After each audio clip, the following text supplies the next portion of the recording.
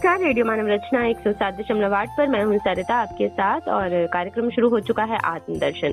जी हाँ श्रोताओं, ये कार्यक्रम जिसमें आत्मा के दर्शन की बात होती है, यानी कि हमारी आत्मा जो ईश्वर का अंश है उसको पहचानने के बारे में बात होती है और बहुत सारे आध्यात्मिक प्रसंगों और कथाओं के माध्यम से हम वो आध्यात्मिक ज्ञान आप तक पहुँचाने की कोशिश करते हैं। तो श्रोताओं, इस कार्यक्रम में आजकल जिस विषय पे हम बात कर रहे हैं वो है श्री रामचरितमानस, जिसे लिखा है तुलसीदास जी ने अवधी भाषा में। और इस विषय पर अपना ज्ञान हमारे साथ बांटने के लिए, बहुत सारी जानकारी देने के लिए हमेशा की तरह स्टूडियो में मौजूद हैं रागलेखा दासी जी, चरणाशीष युगाचार्य श्रीमद भक्ति वेदांत नारायण गोस्वामी जी की शिष्या। रागलेखा दासी जी, आपका स्वागत है हमारे स्टूडियो में। कृष्ण जी। तो श्रोताओं, श्री रामचरितमानस के दूसरे अध्याय पर हम बात कर रहे हैं जो है अयोध्या कांड, और बहुत सारी बातें हम इसके बारे में कर चुके हैं और जान रहे थे रागलेखा दासी जी से कि श्री रामचंद्र जी के वनवास चले जाने के बाद अयोध्या में क्या हुआ। राजा दशरथ जो है वो स्वर्ग सिधार गए और जब भरत को ये सारी जानकारी मिली, सब कुछ पता चला, तो वो सारे राजपाट को ठुकराकर अब श्री रामचंद्र जी को वापस लाने के लिए पहुंच गए हैं वन में और चित्रकूट की तरफ वो बढ़ रहे हैं और सभी रानियां जो हैं वो उनके साथ हैं, उनके भाई शत्रुघ्न उनके साथ हैं। तो ये प्रसंग हम जान रहे थे रागलेखा दासी जी से पिछले एपिसोड में जाना, और अब आगे बढ़ते हैं, इसी बात को, इसी कथा को हम जारी रखते हैं। जी रागलेखा दासी जी। जी, तो रामचंद्र जी एक स्थान पे बैठे हैं और आकाश में धूल छा रही है। बहुत से पक्षी और पशु व्याकुल होकर भागे हुए प्रभु के आश्रम को आ रहे हैं। तुलसीदास जी कहते हैं कि प्रभु रामचंद्र जी ये देखकर उठे और सोचने लगे क्या कारण है। वे चित्त में आश्चर्य युक्त हो गए। उसी समय कोलभीलों ने आकर समाचार कहे। सुंदर मंगल वचन कह सुनते ही राम जी के मन में बड़ा आनंद हुआ।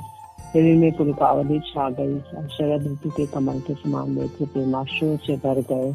लक्ष्मण जी मानो वीर रस सोते से जगा हो, सिर पर जटा बांधकर कमर में तरकस कस लिया और धनुष को सजाकर बाण हाथ में देकर कहा, आज मैं श्री राम जी आपके सेवक होने के का यश लूं, भरत को संग्राम में शिक्षा दूं। श्री रामचंद्र जी के निरादर फल पाकर दोनों भाई भरत शत्रुघ्न रणशैया पर सोए। अच्छा हुआ जो सारा समाज आकर एकत्रित हो गया और मैं पिछला सब क्रोध प्रकट करूंगा। जैसे सिंह हाथियों के झुंड को कुचल डालता है, बाज जैसे लवे को लपेट में दे लेता है, वैसे ही भरत जी को सेना समेत और छोटे भाई सहित तिरस्कार करके मैदान में पछाड़ूंगा। यदि शंकर जी भी आकर उसकी सहायता करे तो भी मुझे राम जी की सौगंध है, मैं उन्हें युद्ध में अवश्य मार डालूंगा। लक्ष्मण जी को अत्यंत क्रोध में तमतमाया हुआ देखकर उनकी प्रमाणिक सत्य सौगंध सुनकर सब लोग भयभीत हो गए और लोकपाल घबराकर भागना चाहते हैं। सारा जगत भय में डूब गया। तब लक्ष्मण जी के अपार बाहुबल की प्रशंसा करते हुए आकाशवाणी हुई, हे तात, तुम्हारे प्रताप और प्रभाव को कौन कह सकता है और कौन जान सकता है।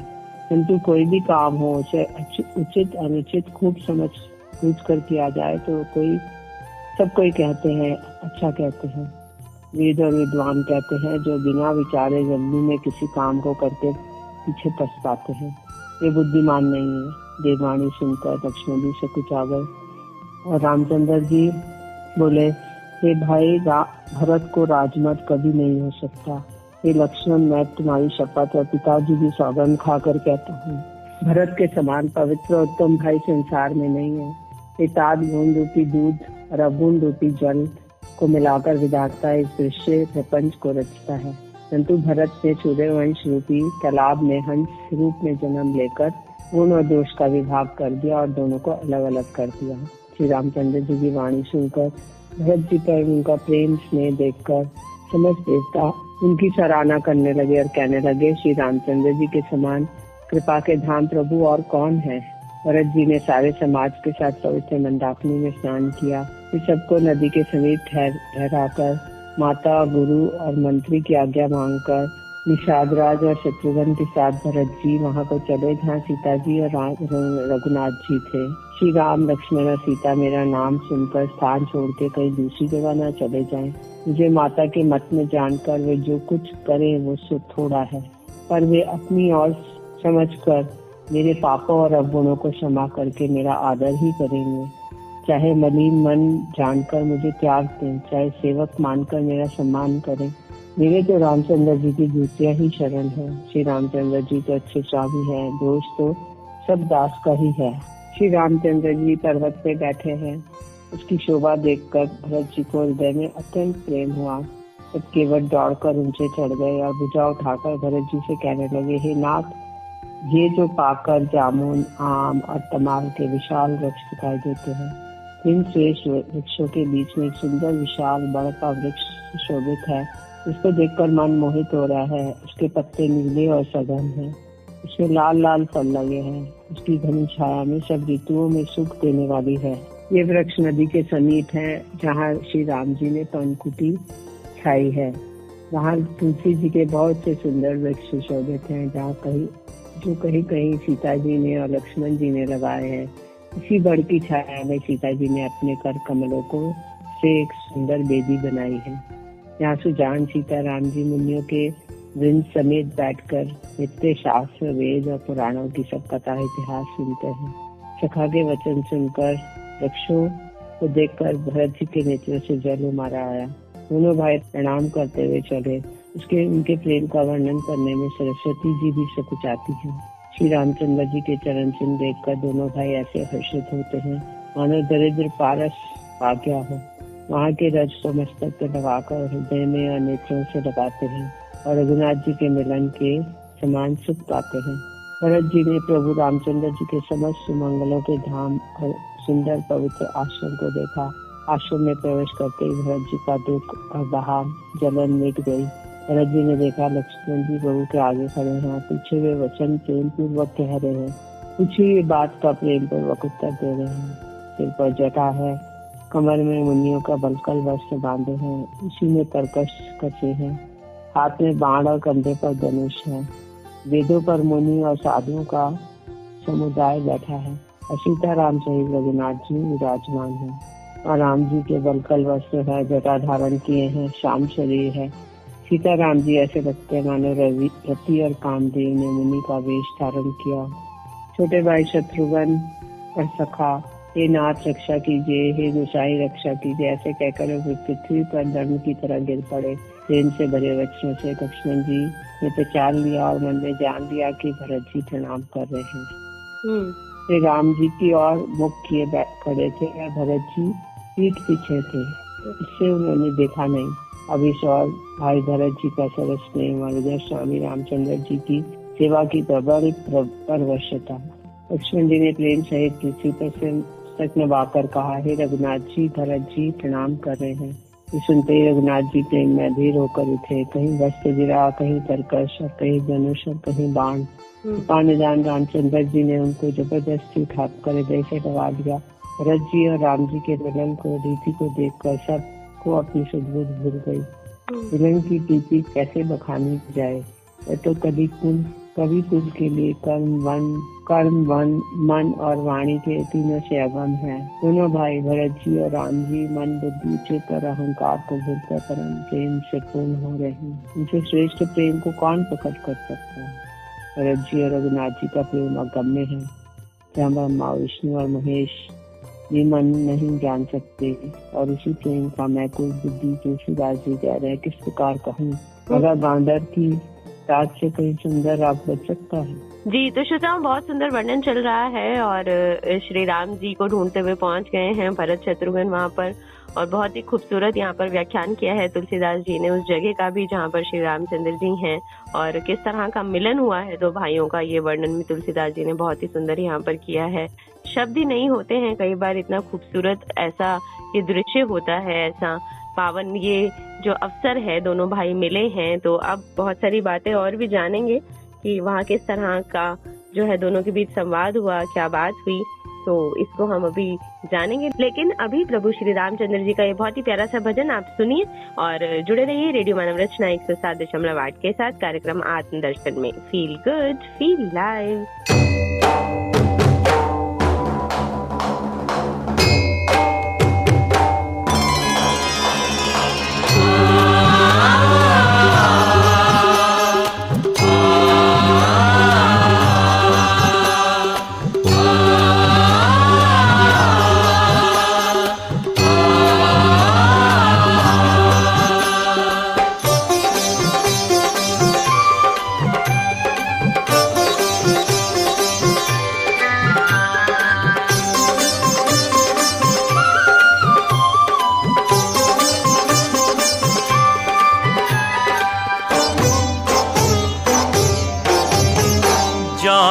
देवता मन के,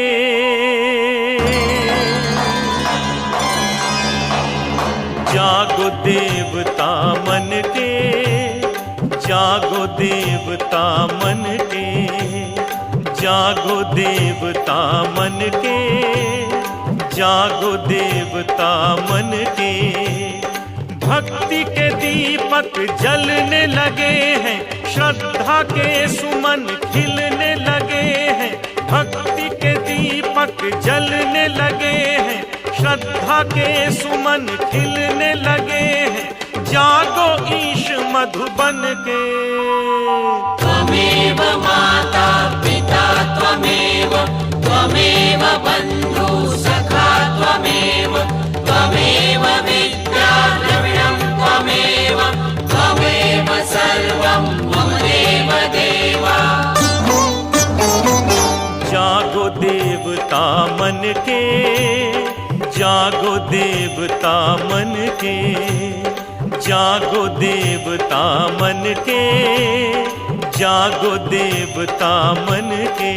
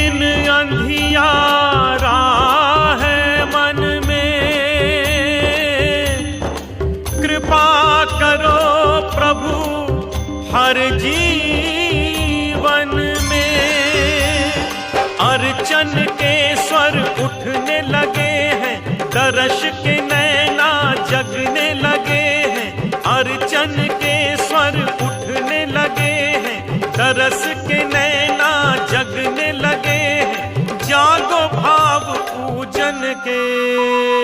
त्वमेव माता पिता त्वमेव, त्वमेव बन्धु सखा त्वमेव, त्वमेव विद्या द्रविणं त्वमेव, त्वमेव सर्वं मम देव देवा।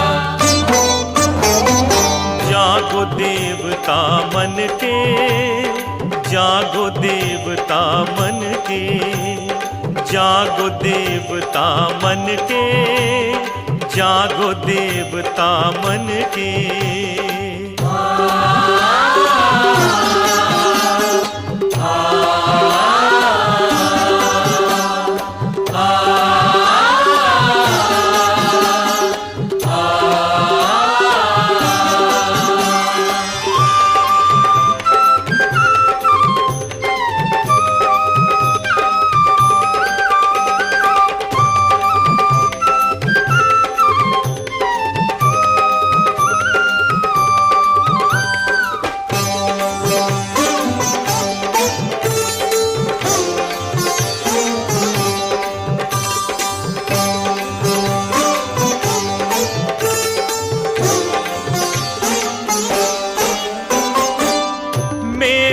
कल्पना के आकार रूप बनो हो कर साकार। अक्षत चंदन लिए खड़े हैं, पूजा है तू मेरे हाथ जुड़े हैं। अक्षत चंदन लिए खड़े हैं, पूजा है तू मेरे हाथ जुड़े हैं। जागो देव जीवन के। त्वमेव माता पिता त्वमेव, त्वमेव बन्धु सखा त्वमेव, त्वमेव विद्या द्रविणं त्वमेव, त्वमेव सर्वं मम देव देवा। जागो देवता मन के, जागो देवता मन के, जागो देवता मन के, जागो देवता मन के। भक्ति के दीपक जलने लगे हैं, श्रद्धा के सुमन खिलने लगे हैं। भक्ति के दीपक जलने लगे हैं, श्रद्धा के सुमन खिलने लगे हैं। जागो ईश मधुबन के। त्वमेव माता पिता त्वमेव, त्वमेव बन्धु सखा त्वमेव, त्वमेव विद्या द्रविणं त्वमेव, त्वमेव सर्वं मम देव देव।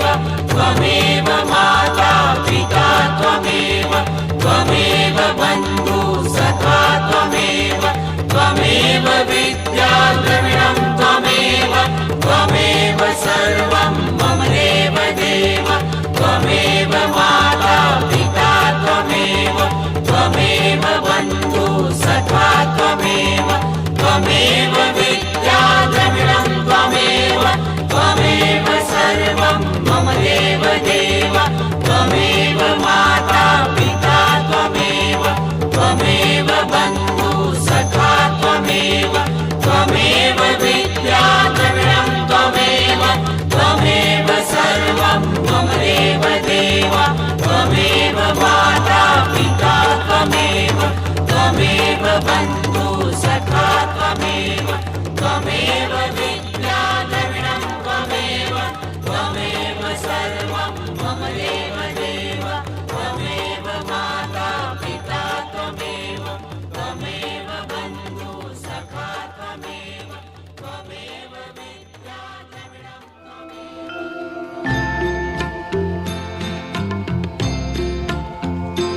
हे राम हे राम, हे राम हे राम। स्वागत है श्रोताओं आप सभी का एक बार फिर रेडियो मानव रचना 107.8 पर। मैं हूँ सरिता आपके साथ और आप कार्यक्रम सुन रहे हैं आत्मदर्शन, जिसमें बात हो रही है श्री रामचरितमानस के बारे में। और अयोध्या कांड के अंतर्गत ये हम जान रहे हैं कि किस तरह से प्रभु श्री राम को ढूंढते हुए भरत जी पहुंच गए हैं उनके पास, और दोनों भाइयों का जो मिलन का वर्णन तुलसीदास जी ने किया है बहुत ही खूबसूरत किया है। तो चलिए आगे बढ़ते हैं और इस मिलन के बारे में, उनके संवाद के बारे में जानते हैं। जी रागलेखा दासी जी, भरत जी और रामचंद्र जी के मिलने के ढंग देखकर देवता भयभीत हो गए, उनकी धुकधुकी धड़कने लगी।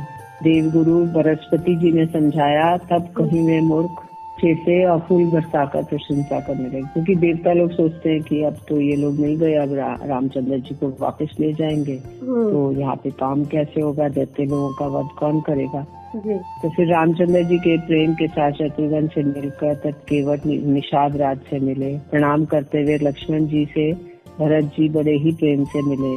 तब लक्ष्मण जी ने ललक कर बड़ी उमंग के साथ छोटे भाई शत्रुघ्न जी से मिले।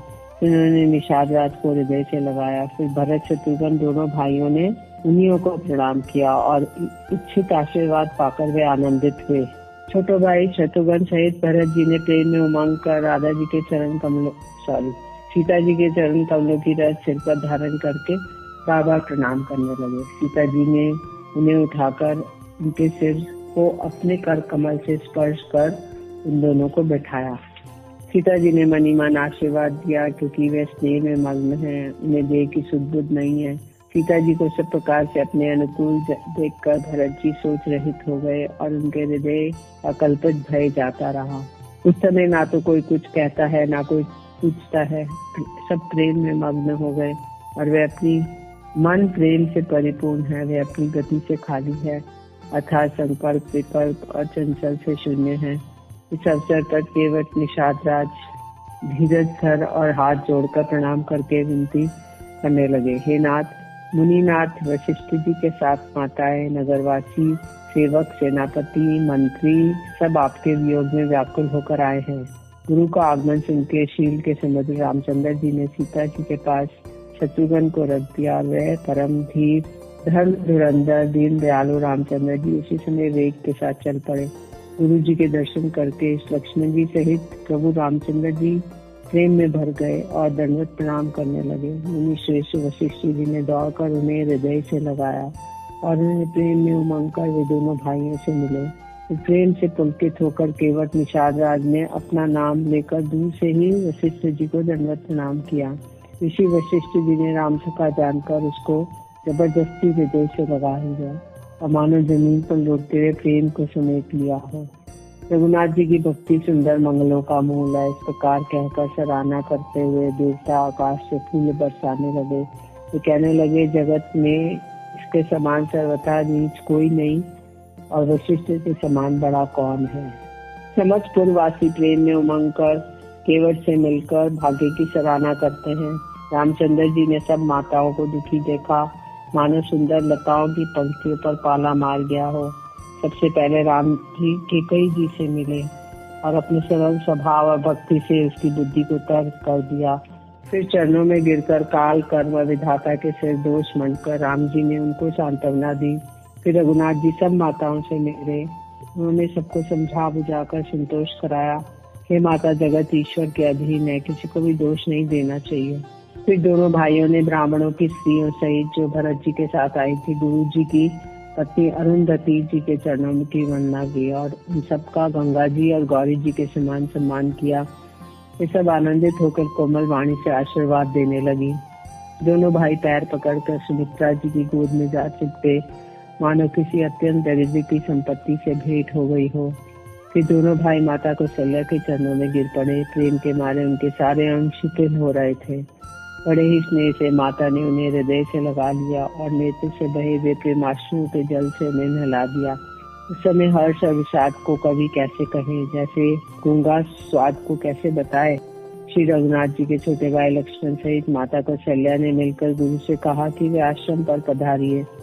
तदनंतर मुनीश्वर वशिष्ठ जी की आज्ञा पाकर अयोध्यावासी सब लोग जल और थल का सुविधा देख देख कर उतर गए। ब्राह्मण, मंत्री, माताएं, गुरु आदि गिने चुने लोगों को साथ लिए हुए भरत जी, लक्ष्मण जी और रघुनाथ जी पवित्र आश्रम को चले। सीता जी आकर मुनि श्रेष्ठ वशिष्ठ जी के चरणों में लगी। उन्होंने मन मांगी उचित आशीष पाई। फिर मुनियों ने की स्त्रियों सहित गुरु पत्नी अरुंधति जी से मिली। उनका जितना प्रेम था वह कहा नहीं जाता। ब्राह्मण, मंत्री, माताएं और गुरु आदि गिने चुने लोगों को साथ लिए हुए भरत जी, लक्ष्मण जी और रघुनाथ जी पवित्र आश्रम को चले। सीता जी ने आकर मुनि श्रेष्ठ वशिष्ठ जी के चरणों में लगी। उन्होंने मन मांगी उचित आशीष पाई। फिर मुनियों की स्त्रियों सहित गुरु पत्नी अरुंधति जी से मिली। उनका जितना प्रेम था वह कहा नहीं जाता। सीता जी ने सभी के चरणों में अलग अलग वंदना करके अपने हृदय को प्रिय लगने वाले आशीर्वाद पाए। जब सुकुमारी सीता जी ने सब सासुओं को देखा तो उन्होंने सहन कर अपनी आंखें बंद कर ली। सासुओं की बुरी दशा देखकर उन्हें ऐसा प्रतीत हुआ मानो राजहंसनियां बधिक के वश में पड़ गई हूँ। मन में सोचने लगी, कुचाली विधाता ने क्या कर डाला। उन्होंने भी सीता जी को देखकर उन्हें भी बड़ा दुख पाया। ये कुछ दैव सहाय, ये सब सहना ही पड़ता है। तब जानकी जी हृदय में धीरज भरकर नील कमल के समान नेत्रों में जल भरकर सब सासुओं से आकर मिली। उस समय पृथ्वी पर करुण रस छा गई। सीता जी सबके पैरों लग लग कर अत्यंत प्रेम से मिल रही हैं। सब सासुएं स्नेह व हृदय से आशीर्वाद दे रही हैं कि तुम सुहाग से भरी रहो अर्थात सदा सौभाग्यवती हो। सीता जी और सब रानियां स्नेह के मारे व्याकुल हैं। तब ज्ञानी गुरु ने सबको बैठ जाने के लिए कहा। फिर मुनिनाथ वशिष्ठ जी ने जगत की गति को माइक बतलाकर अर्थात ये जगत माया का है, इसमें कुछ भी नित्य नहीं है, ऐसा कहकर कुछ परमार्थ की बातें कही। तदनंतर वशिष्ठ जी ने राजा दशरथ की स्वर्गमन की बात सुनाई। इसे सुनकर रघुनाथ जी को दुख पाया और अपने पति उनके स्नेह को उनके मरने के कारण विचार कर धीरे धीरे रामचंद्र जी अत्यंत व्याकुल हो उठे। वज्र के समान कठोर कड़वी वाणी सुनकर लक्ष्मण जी, सीता जी और सब रानियां विलाप करने लगी। सारा समाज शोक से अत्यंत व्याकुल हो गया, मानो राजा आज ही मरे हों। जी तो श्रोता, हम जान रहे हैं श्री रामचरितमानस के अंतर्गत की भरत शत्रुघ्न श्री रामचंद्र जी को लेने पहुंचे हैं और उनके साथ उनकी माताएं, वशिष्ठ जी, गुरु पत्नी भी हैं, केवट, निषाद और भी इतने लोग आए हैं जो श्री रामचंद्र जी को वापस ले जाना चाहते हैं। और वहां पर इस समय जो वहाँ पर इस समय जो बातें हैं या इस समय का जो उस समय वहाँ पर माहौल है उसके बारे में वर्णन करते हुए तुलसीदास जी ने लिखा है कि इस तरह की जो एक तरह से शांति छा गई थी एक बार, तो फिर गुरु वशिष्ठ ने सबको बैठने के लिए कहा, लेकिन जो दुख है राजा दशरथ जी के जाने का उसको कोई व्यक्त ना करते हुए भी बहुत सारी मन ही मन लोगों के मन में बहुत सारी बातें चल रही हैं, और जो माता सीता है सबका आशीर्वाद लेते हुए वहाँ बैठ गई हैं। तो ये प्रसंग हम आगे जानते रहेंगे श्रोताओं, क्योंकि ये जो प्रसंग है इनमें बहुत ही सुंदर तरीके से तुलसीदास जी ने उस समय का वर्णन किया है, और काल के बारे में भी बात हुई है कि जो समय है वो इंसान को भगवान को क्या क्या दिखा रहा था उस समय जब श्री रामचंद्र जी ने जन्म लिया, अवतार लिया, इस प्रभु ने अवतार लिया तो क्या क्या उन्होंने देखा, ये सारा व्याख्यान करते हुए तुलसीदास जी ने इस महाकाव्य को लिखा है। तो हम जानते रहेंगे इसको आगे आने वाले एपिसोड्स में, लेकिन आज के लिए बस इतना ही। तो रागलिका दासी जी आपका बहुत बहुत शुक्रिया हमारे स्टूडियो में आने के लिए। हरे कृष्ण। तो श्रोताओं, आज के लिए हमें इस कार्यक्रम से दीजिए इजाजत, और आप सुनते रहिए रेडियो मानव रचना 107.8 पर आने